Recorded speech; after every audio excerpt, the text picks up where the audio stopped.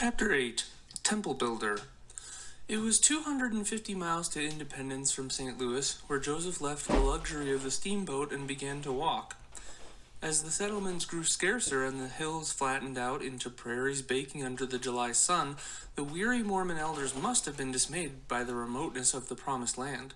At the beginning of the journey, they were buoyed up by extravagant hopes, some predicting mass conversions of the Indians through the gift of tongues, and all chanting the refrain, "We shall winter in Ohio, but one winter more." In a burst of oratory, Joseph told his men that he had seen a vision of several hundred converts waiting them in Zion. Independence, however, proved to be the crudest kind of frontier village, with little more than a dozen log houses, 3 stores, a schoolhouse, and a brick courthouse. The Mormon colony consisted of 3 or 4 females. Joseph was dismayed by Cowdery's ineptness as a missionary, but failed at first to sense the shock and bewilderment that swept over his men. Few of them saw anything but the rawness and frankly commercial atmosphere of Independence, although Joseph was himself astute enough to see why it was the key town along the whole frontier. But even Joseph had some misgivings until he climbed to the top of the highest hill west of the town. Though it was covered with woods, he could see from its summit the valley of the Blue River and to the westward a prairie so vast and so flat that it left him wordless with wonder. He was standing, it seemed, on the last big hill between the Indian border and the peaks of the Rocky Mountains hundreds of miles west. Here in the center of the continent he would build a temple to the Lord unto which red men and white would flow in a great stream, uniting at last in the brotherhood of the gospel. When the recently dispossessed New York colony arrived, he settled them on the low land between Independence and the Indian border, the first cabin rising in what is now the heart of Kansas City. The temple site was dedicated in a simple but moving ceremony, with the cornerstone laid at the foot of a sapling whose vigor and promise symbolized the future of the church. Now, however, the disillusionment of many elders began to show itself. Edward Partridge, who had been given control of the United Order in the New Zion, complained about the quality of the land selected for purchase. When Joseph replied with some heat that heaven had selected the land, Partridge replied pointedly, "I wish you not to tell us any more that you know these things by the Spirit when you do not. You told us that Oliver had raised up a large church here, and there is no such thing." "I see it, and it will be so," Joseph affirmed calmly, but Ezra Booth thereafter watched him with suspicion and on his return to Ohio published in the Ohio Star a detailed and sardonic description of the journey. According to Booth, Rigdon was particularly annoyed with Joseph, telling him bluntly that his vision was a bad thing, and urging an immediate return to Ohio. For all his visionary propensities, Rigdon had no real foresight. He was appalled by the remote, unfriendly settlement, and refused to sever his ties with Kirtland. Joseph was therefore torn between his 2 key men. Since Rigdon's prestige was indispensable to the growth of the church, Cowdery lost out, and Joseph agreed to return to Ohio. The Mormons were thus split in 2, the Missouri colony becoming a haven for the disinherited, and the Kirtland church retaining the prestige of the prophet's presence. 800 miles of bad roads separated the 2 groups. Communication by letter was slow and uncertain, but a remarkable liaison system was nevertheless maintained. A printing press was set up in Independence to publish the Evening and Morning Star, westernmost newspaper in the United States. W. Phelps, poet and anti-Masonic journalist from New York State, was made editor. The Star printed many of Joseph's revelations and all his letters to the church. Cooperation between the 2 united orders, however, proved impossible. The Missouri order, more genuinely communal, took root quickly, the contents of the storehouse swelling under the conscientious direction of Edward Partridge. But Kirtland was an unfortunate mixture of the new and landless converts, old settlers reluctant to deed their farms to the church, and a penniless hierarchy that had no steady income. In late October 1831, the machinery of the Kirtland order finally began to move, primed by a $10,000 loan from Charles Holmes. Newell K. Whitney was made bishop, and his store became the storehouse and commissary. A new revelation suggested that if debts accumulated, the account was to be handed over to the Bishop of Zion, who shall pay the debt out of that which the Lord shall put into his hands. The unfortunate Partridge thus became responsible for the debts of the whole church. At the urging of his chief men, who subscribed to the pervasive Yankee tradition that preachers should leave civil affairs alone, Joseph relinquished most of the management of the United Orders to the bishops and spent the winter of 1831 revising the Bible and collecting and editing his revelations for publication in book form. He had moved to Hiram, about 40 miles southeast of Kirtland, accepting the hospitality of John Johnson, whose wife had been spectacularly healed the previous summer. The Bible revision was tedious, but the discipline had an enduring effect upon Joseph's thinking and style. Here was no careless spinning of loose-jointed sentences. It was meticulous emendation, which taught him for the first time the value of the word. He modernized many sentences and made occasional changes in doctrine, but the most interesting parts of Joseph's Bible were the interpolations concerning himself and the Mormon Zion. He could not resist the temptation to insert in the book of Genesis a prophecy of his own coming. Joseph, son of Jacob, was made to say, "Thus saith the Lord God of my fathers unto me, a choice seer will I raise out of the fruit of thy loins, and he shall be esteemed highly among the fruit of thy loins, and his name shall be called Joseph, and it shall be after the name of his father." Then he elaborated that prophecy of Isaiah concerning the learned man in the sealed book which had so impressed Martin Harris after his return from the visit to Charles Anthon, enlarging it with such fidelity to the details of New York episode that it must have astonished even Harris. The prophecy of Isaiah was also made to include references to the Book of Mormon Witnesses and the return of the golden plates to the Lord. Perhaps Joseph was still troubled by a sense of inadequacy. He had not yet learned to reject such petty devices and to stand squarely on his own feet. The painstaking study of the Bible served, however, to stimulate some of his best revelations. In this single year, 1831, he wrote 3 times as many as in the last 10 years of his life. Many were commonplace orders to missionaries, and others were attempts to solve the difficulties that kept cropping up in the United Order, but some were pure theology. Paul's first epistle to the Corinthians contained 3 verses that caught his interest. "There are celestial bodies, and bodies terrestrial, but the glory of the celestial is one, and the glory of the terrestrial is another. There is one glory of the sun, another glory of the moon, and another glory of the stars. For one star differeth from another star in glory, so also is the resurrection of the dead." Upon reading these lines, he said, "There came to him and read in a vision of the resurrection in which they saw the 3 great kingdoms to which all men would be assigned at the judgment day.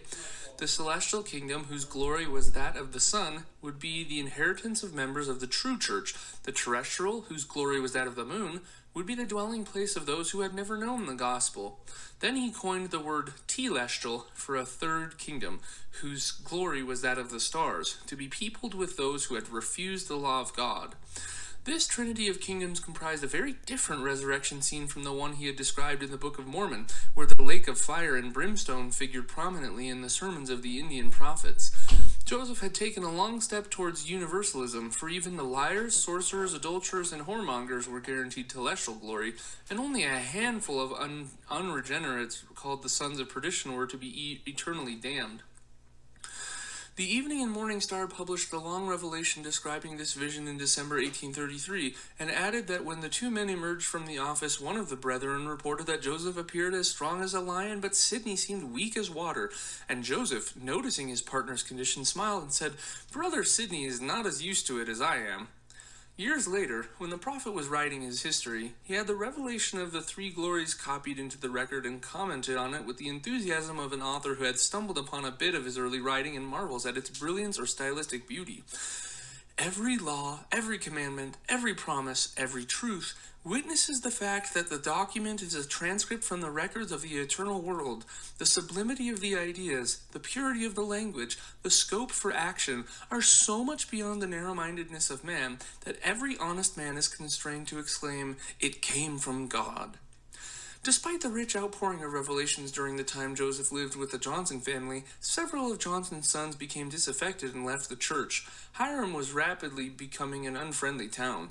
Simon's Ryder left the church because of a special revelation on his behalf misspelled his name.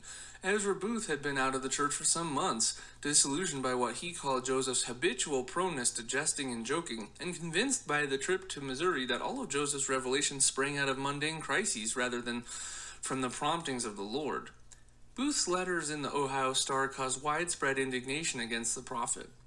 To plague Joseph further, the twin babies he had adopted contracted measles. Their illness in another man's house was not easy to bear. At this point, word came from the Missouri colony that a rebellion was brewing, and Joseph realized that only a personal visit to independence would prevent serious apostasy. When news of his going spread around the town, a gang of Mormon baiters led by Simon's Rider determined to hasten his departure in characteristic frontier fashion. Fortified by a barrel of whiskey, they smashed their way into the Johnson home on the night of the March 24, 1832, and dragged Joseph from the trundle bed where they had fallen asleep while watching one of the twins. They stripped him, scratched, and beat him with savage pleasure, and smeared his bleeding body with tar from head to foot. Ripping a pillow into shreds, they plastered him with feathers. It is said that Eli Johnson demanded that the prophet be castrated, for he suspected Joseph of being too intimate with his sister, Nancy Marinda. But the doctor who had been persuaded to join the mob declined the responsibility at the last moment, and Johnson had to be content with seeing the prophet beaten senseless. Rigdon likewise was beaten and dragged into unconsciousness over the frozen ground. After a time, Joseph sat up and began to tear at the tar which filled his mouth. His lips were bleeding from a glass vial that he had crushed between his teeth when someone tried to force it down his throat. He made his way back to the house stiff with cold and pain. Emma opened the door. In the half-light, the great blotches of tar on his naked body looked to her like blood, and she fainted on the doorstep.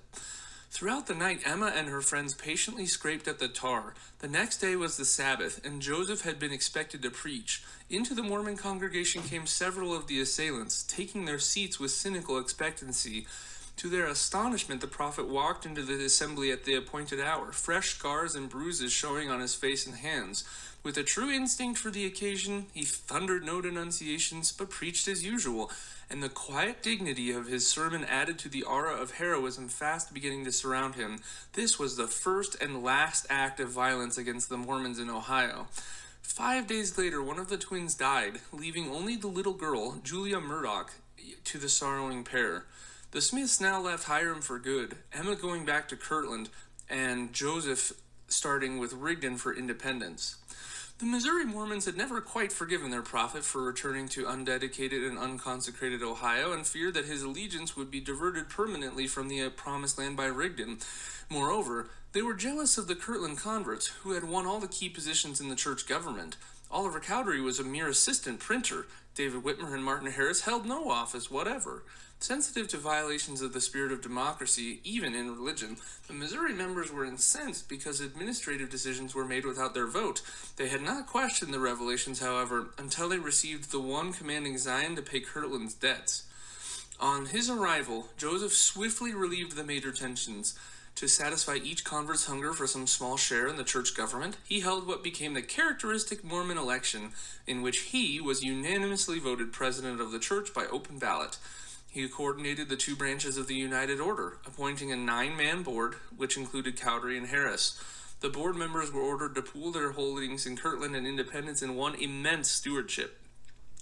The two commissaries were amalgamated, and the bishops ordered to negotiate a $15,000 loan.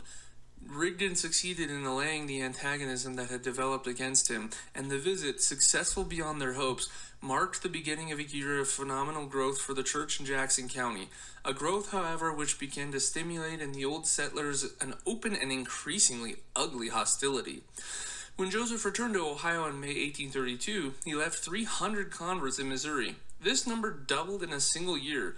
The colony was poor and provisions were scarce. "Our food," wrote Parley Pratt in his autobiography, "consisted of beef and a little bread made of corn, which had been grated into coarse meal by rubbing the ears on a tin grater."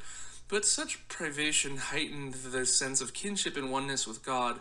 There was a spirit of peace and union and love and goodwill manifested in this little church in the wilderness, the memory of which will ever be dear to my heart, Pratt said. Missouri was now acutely conscious of the Indians at her western border. The federal government, slowly purchasing land in Ohio, Kentucky, and Illinois, was moving thousands of them out upon the great treeless plains.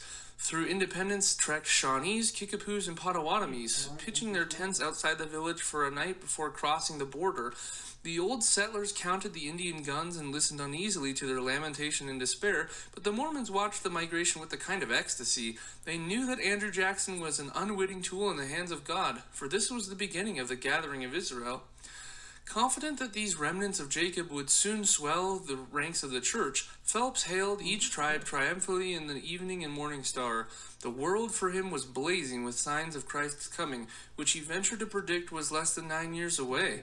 Revolution stirred in a dozen countries in the early 30s. South Carolina, 30 years before the Civil War, threatened to split the United States by secession. A plague of fiery serpents ravaged India. 30,000 natives starved in the Cape Verde Islands. Asiatic cholera began to devastate the Atlantic seaboard. A handful of Polish Jews migrated to Palestine to prepare for the Messiah. All these events were recorded on the Little Press in Independence in 1832 as unmistakable signs of the times. Unfortunately for the United Order in Missouri, only about half of the incoming converts could be persuaded to join. Invariably, the poorer half. The deeds of consecration made out to Titus Billings, which apparently are the only ones extant, revealed to him to be without capital, and his furniture, wagons, and animals to be worth little more than $300. When the mixture of communists and non-communists became too troublesome, Joseph sent word to Missouri that unless a man joined the order, he should be denied membership in the church. When the order was harassed by slackers, Phelps struck at them in the Star, "He that will not work is no disciple of the Lord." And when the more enterprising preferred hiring out to Gentiles to laboring for the order, he elaborated upon this 24th Psalm in condemning them. "One cannot be above another in wealth, nor below another for want of means. For the earth is the Lord's and the fullness thereof. Neither shall men labor for the Lord for wages, but the laborer in Zion shall labor for Zion, and if they labor for money, they shall perish." Nothing was so dangerous to the order in Missouri as apostasy, for when a man left the church and was refused the return of his property, he promptly went to the courts. The Shakers had been singularly favored by the law in such actions, but the Missouri judges scorned the Mormon deeds and awarded judgment to the dissenter. Resentment in Zion against Joseph's absence never completely died, for his partiality to Kirtland remained too obvious. Phelps' pleas for a permanent removal to Missouri became such a nuisance that Joseph silenced him with the Lord's word, "Say unto your brethren in Zion, in love greeting, that I have called you also to provide over Zion in mine own due time. Therefore, let them cease wearying me concerning this matter." Despite the fact that Missouri was draining off his most zealous millenarians, Joseph was now determined to keep Kirtland the center of the church. Their fortune was smiling on him. On November 6, 1832, Emma had borne him a son, who did not die in the first hazardous days as had his firstborn and the twins. The whole church shared in his joy, lavishing gifts and homage upon the baby, whom he christened Joseph. Just before the child was born, the prophet had made a trip to New York City, where he successfully negotiated some loans in the name of the Kirtland United Order. His letter to Emma, written after his first tour around Manhattan Island, portrayed not only his astonishment at the city's grandeur, but also something of his own anxiety to reckon with the vast metropolis in his own scheme of things. October 13, 1832. My dear wife, this day I have been walking through the most splendid part of the city of New York. The buildings are truly great and wonderful to the astonishing of every beholder, and the language of my heart is like this: Can the great God of all the earth, maker of all things magnificent and splendid, be displeased with man for all these great inventions sought out by them? My answer is no, it cannot be. Seeing these works are calculated to make men comfortable, wise, and happy, therefore not for these works can the Lord be displeased. Only against man is the anger of the Lord kindled, because they give him not the glory. Therefore their iniquities shall be visited upon their heads, and their works shall be burned up with unquenchable fire. Oh, how long, O Lord, shall this order of things exist, and darkness cover the earth, and gross darkness cover the people? After beholding all that I had any desire to behold, I returned to my room to meditate and calm my mind, and behold, the thoughtful home of Emma and Julia rushes upon my mind like a flood, and I could wish for a moment to be with them.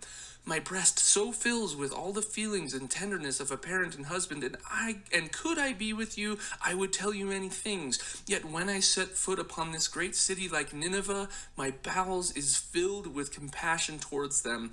I prefer reading and praying and holding communion with the Holy Spirit and writing to you than walking the streets and beholding the distractions of men. Your affectionate husband until death, Joseph Smith, Jr. It will be seen that Joseph was now taking himself very seriously as a prophet of the Lord and did not relax from his role even before his wife, perhaps especially before his wife. Joseph Smith trip to New York kindled in him an interest in national affairs that he never thereafter lost.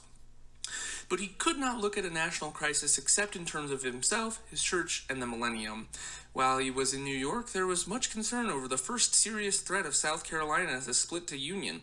Shortly after his return to the legislature of the southern state, nullified the obnoxious Tariff Act of 1832 and threatened to secede if enforcement was attempted. Andrew Jackson thundered against the rebellious state, prayed to God to prevent civil war, and called out the federal troops. News of the crisis flooded Ohio papers, and on December 25, 1832, Joseph began to prophesy. Verily, thus saith the Lord, concerning the wars that will shortly come to pass, beginning at the rebellion of South Carolina, which will eventually terminate in the death and misery of many souls. And the time will come that war will be poured out upon all nations, beginning at this place. For behold, the southern states shall be divided against the northern states, and the southern states will call on other nations, even the nation of Great Britain as it is called, and they shall also call upon other nations, in order to defend themselves against other nations, and then war shall be poured out upon all nations. And it shall come to pass, after many days, slaves shall rise up against their masters, who shall be marshaled and disciplined for war. And thus, with the sword and by bloodshed, the inhabitants of the earth shall mourn, and with famine and plague and earthquake, and the thunder of heaven, and the fierce and vivid lightning also, shall the inhabitants of the earth be made to feel the wrath and indignation and chastening hand of an almighty God, until the consumption decreed hath made a full end of all nations. President Jackson remained ignorant of the edict of the Almighty and acted instead as if the Lord were on the side of peace, and peace continued for 28 years. The prophecy was quietly abandoned and excluded from early collections of Joseph's revelations. It was not exhumed from his private papers until 19 years later, when Brigham Young, seeing the whirlwind hour darkening, ordered its publication. After the Civil War, it became the most celebrated of all of Joseph's predictions. Converts streamed into Kirtland in 1832 and 1833 as the prophet's vigorous missionary campaign began to bear fruit. Inevitably, the newcomers were impressed upon meeting the young Mormon leader. No longer lean and gangling, he had developed into a tall, powerful, and altogether striking figure. There was something in his manner and appearance that was bewitching and winning, John D. Lee recalled a few years later. His countenance was that of a plain, honest man, full of benevolence and philanthropy, and void of deceit or hypocrisy.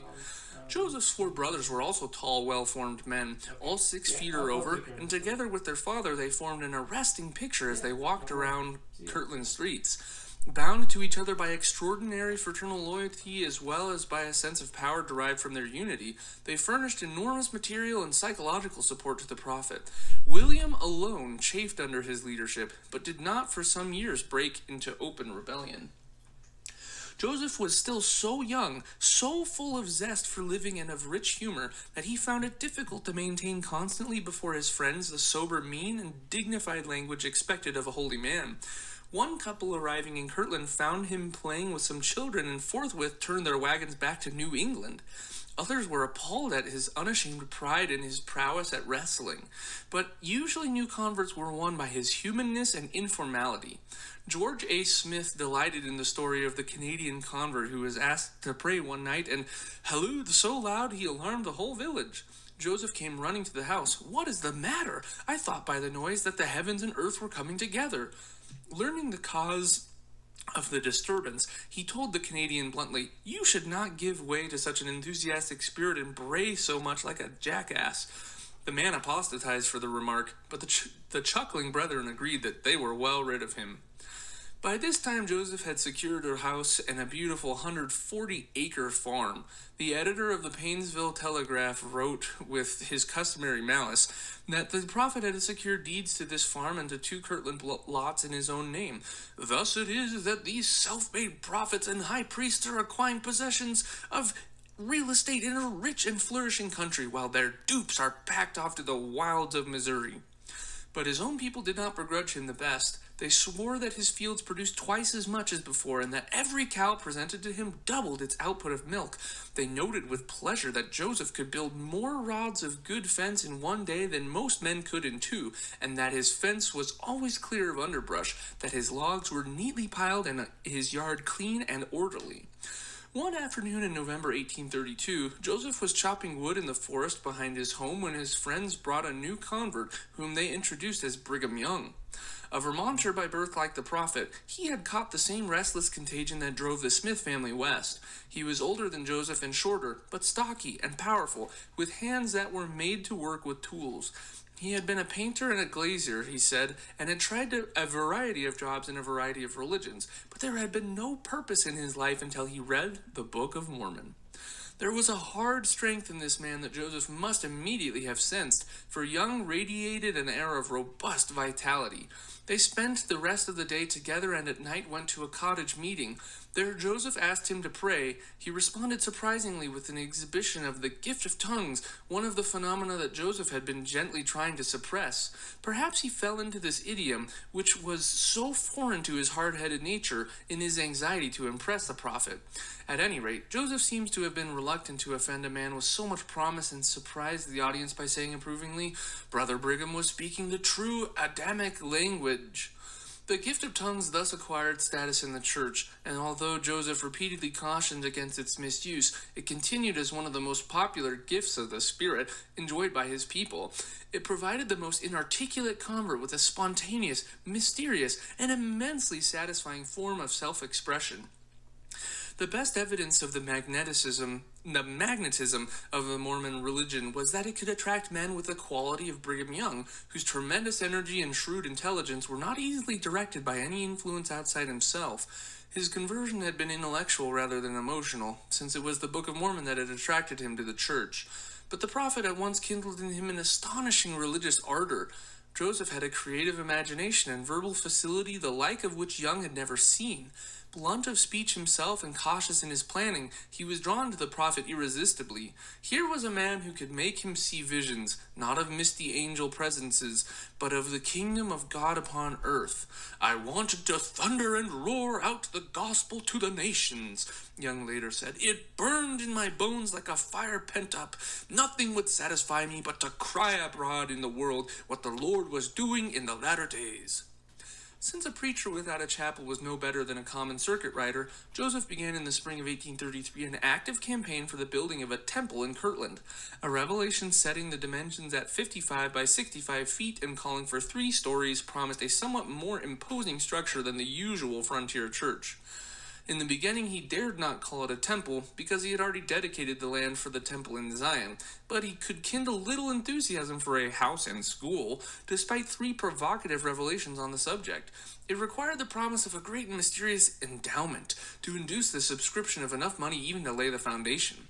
As the walls began to rise, the general apathy changed to eagerness. Sidney Rigdon, always melodramatic, walked upon the masonry at night crying aloud to heaven and washing the fresh mortar with his tears. Joseph worked frequently with the masons, calling down the blessings of heaven as he hoisted the heavy stones.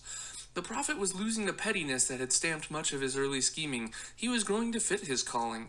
His ambition, which enlarged in direct proportion to his success, was not wholly personal, since his plans were for his church and thus only incidentally for himself.